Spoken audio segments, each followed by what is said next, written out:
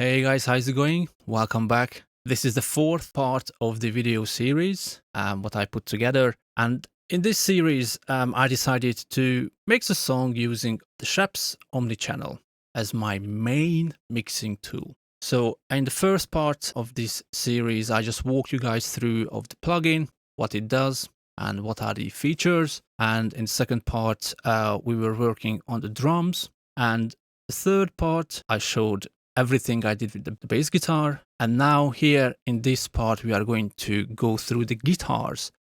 And as you can see, we have quite a few guitar tracks, electric and acoustic guitars. So we have a pair electric guitars, left and right, and two pairs of acoustic guitars.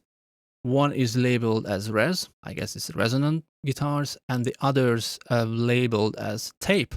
I guess it was recorded through a tape. These are the tracks. And the electric and the acoustic tracks go into the bus, basically a guitar bus.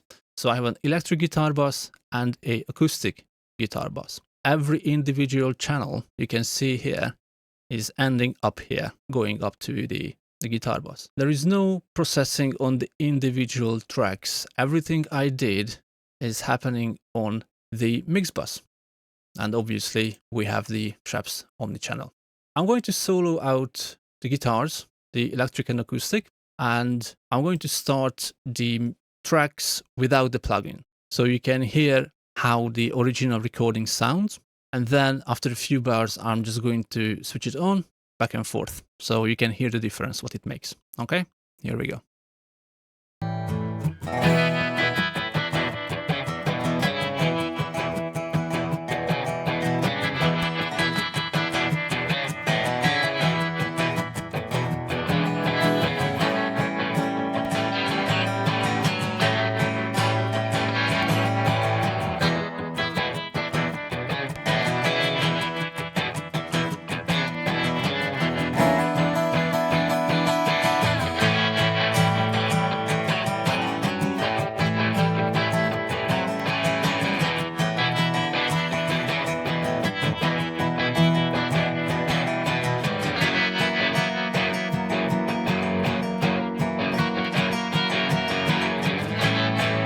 All right, so basically what I can hear when the plugin is on, the guitars are getting cleaner. It's kind of this dull and kind of woofy, muddy frequencies are taken care of. So it's less woofy and more, sparkly and more clean. This is what I can hear. All right, let's start with the electric guitars. Okay, so these are the settings. I'm going to show you exactly what I did. Obviously, I started with a bit of a saturation here because it's always nice to saturate. I'm a sucker for saturation. I think this is what people refer to that's analog sound, analog, feel. I think it comes from the saturation when, the audio goes through certain transformers or tubes, certain circuits. It just adds some kind of saturation. And this is what we can emulate here in the plugin. So we can get this analog flavor. All right, so after the saturation, I did a low cut and a high cut filter. You can see the frequencies, it's 100 Hertz and 12K. And also with this resonant button, if you check out the first episode, I was talking about what it does, but just very briefly, basically it adds a resonant bump at the cutoff frequency. So in this case, at 100 Hertz, I just added a little bit of a bump. And I think it works really nice on guitars. Moving on, I have a bit of a de-essing, notching out this 4K, 5K area. It can be harsh on the guitars. And also, I'm just taking out around 350 Hertz. But these are the de-essers, so basically these are the dynamic EQs. So it's not always on. It just, reacts to the audio when it goes through the threshold. So if you listen to only the guitars, so you can see these flashy lights.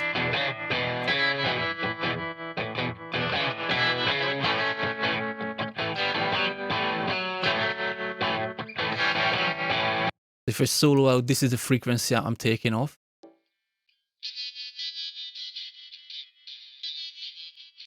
And on the low end, this is what I'm taking away.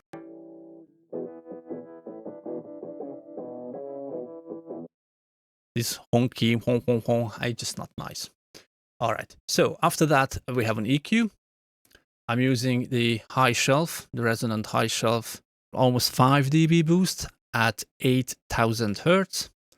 And then we have this mid boost around, what is it, 1.5K, 4 dB. And I'm using the wider Q.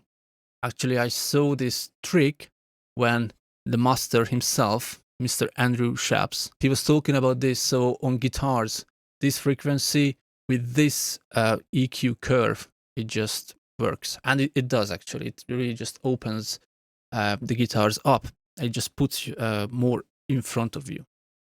Let's have a listen without it first.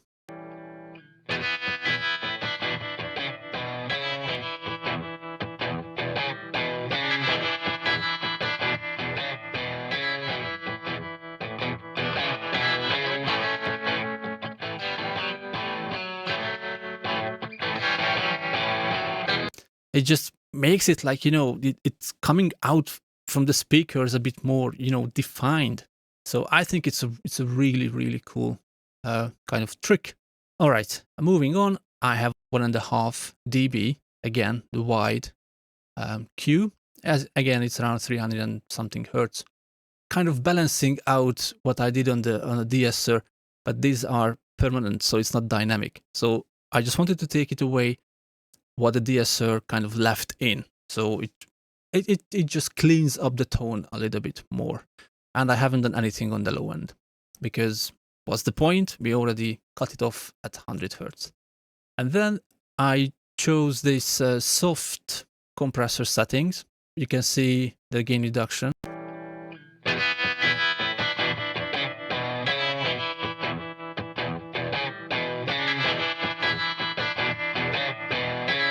It's just flickering around -3 dB, and these are the settings basically as the plugins open up. So I haven't tweaked anything on the compressor besides the threshold. All right, that's it. So without the plugin, it sounds like this.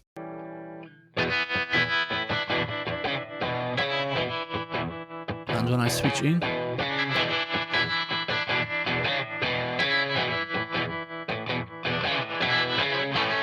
off.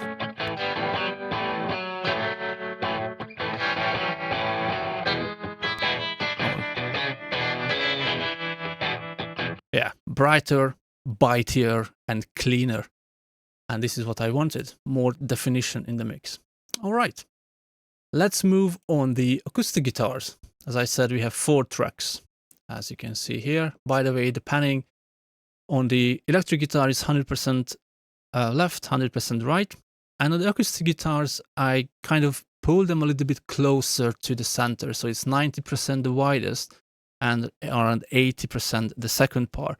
So what I try to do is to take the acoustic guitars away from the electric guitar. So because both of them has high frequencies and certain frequencies are kind of clashing and overlapping. In this way, when you pan, in this case, the acoustic guitars a little bit closer to the center, you can reduce this kind of frequency overlapping, frequency clashing. 90% and around 80 or 83% right here. Let's listen to the acoustic guitar part. Start without the plugin, and as before, after a few bars, I'm just going to switch on and off. Here we go.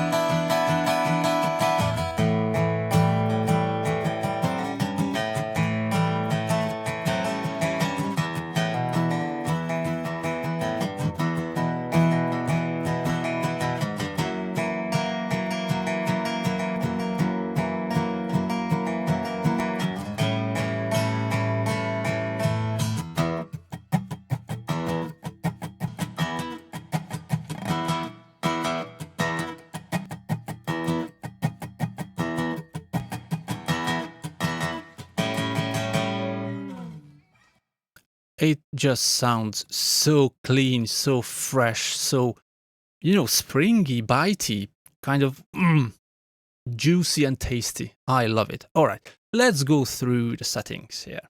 What have I done? Saturation. Start with the saturation as I explained before because I love saturation. And then, again, filters, 110 Hertz and 15K. I did this resonant bump, but also I engaged the thump button because I felt like I'm just, thinning out the guitars a little bit too much. But with this 2 dB thump bump, say it 3 times drunk, you can put back some low end kind of weight into the guitar. Then we are going into the de-esser. I haven't done anything on the top end, but kind of targeted almost the same frequency on 250 Hertz with this wide band on the low end of the signal.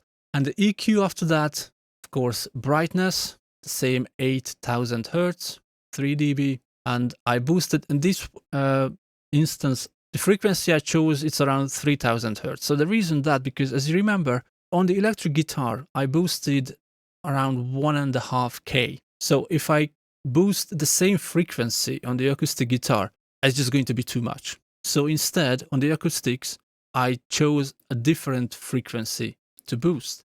Try to avoid this frequency clashing. That's the reason. That was the logic and the thought behind it. So the tone, again, taking away not a lot because the DS are already, taking care of stuff.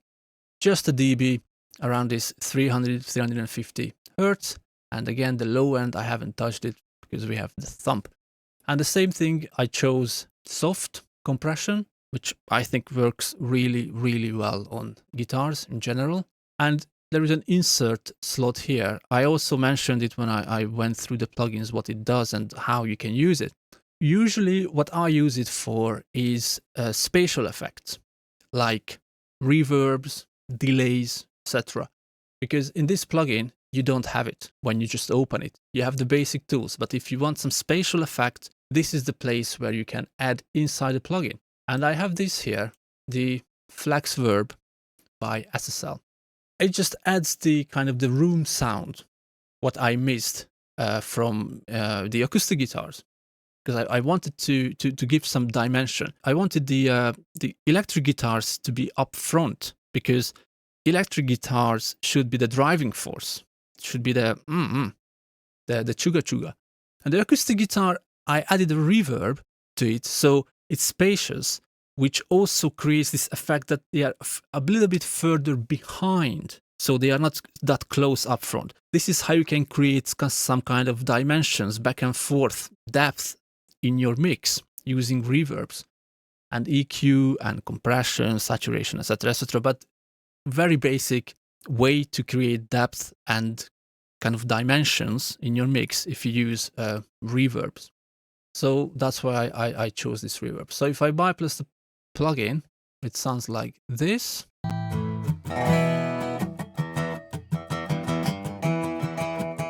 You can hear how dry it is, so there is not much room or any space around it. But when I pop the plugin in,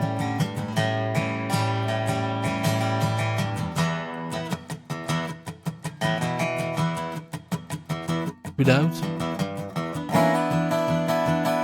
popping,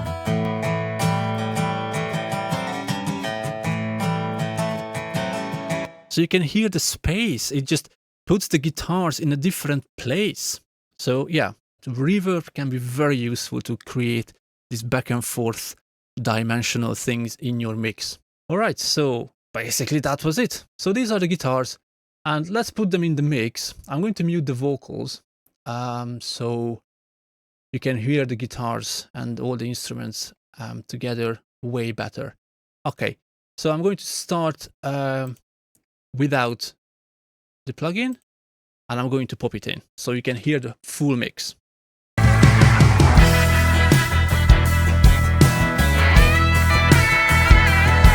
Let me mute the slide guitar. Actually, I'm going to go through these settings as well, just first without the slide, so it's not going to mess with the guitar sound. So here we go. without the plugin.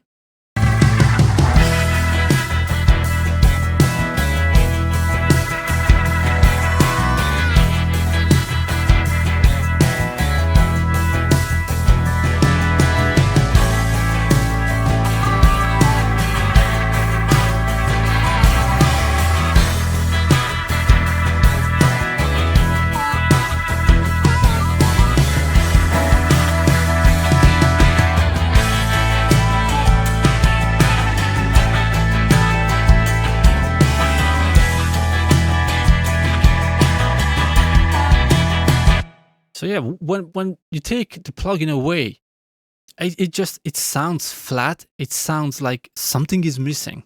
You can kind of hear the guitars, but it just feels like something is missing. And what actually missing is the Scheps plugin. Quite frankly and quite simply, saturation, EQ, compression, that is missing from this mix, and obviously the reverb. All right, so since I mentioned the slide guitar, let's just pop it in where it plays.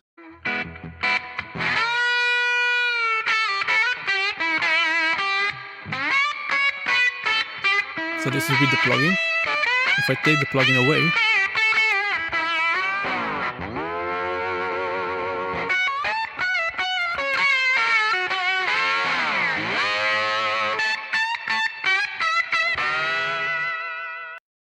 so you can hear it just completely changes everything. These are the settings. We have in the slot the same reverb. Just very quickly, the panning, I panned it to the 40%. So the direct signal is coming from basically mostly the left side, because they put the harmonica on the right side. So the slide guitar is coming from the left and the harmonica is coming from the right. So when they play together, they just create this kind of cool effect without messing each other individual space in the mix. So again, panning is also a cool trick to create clarity and dimensions. So back to the slide guitar. These are the settings. Again, saturation, surprise, surprise, and 135 hertz cut. On the high end, I didn't really, did a lot, 15K. And also I had this little boost, the resonant boost at the cutoff frequency.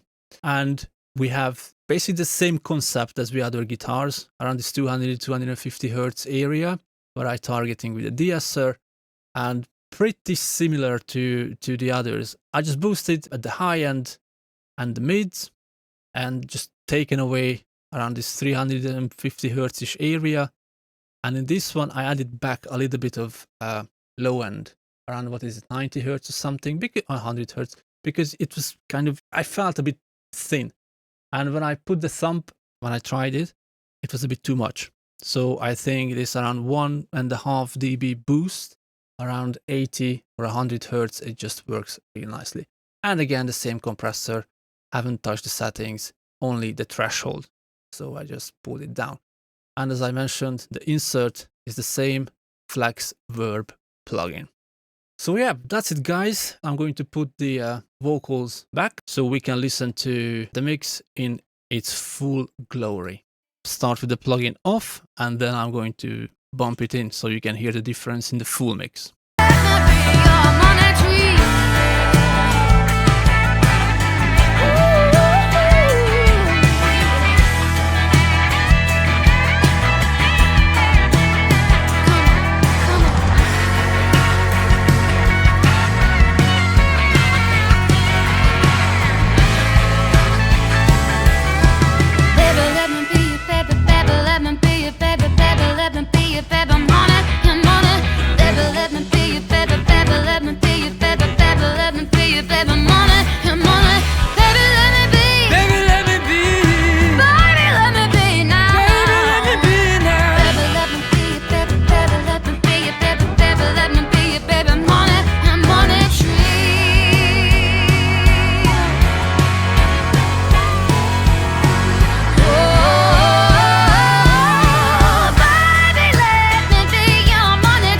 Yep, that's it, guys.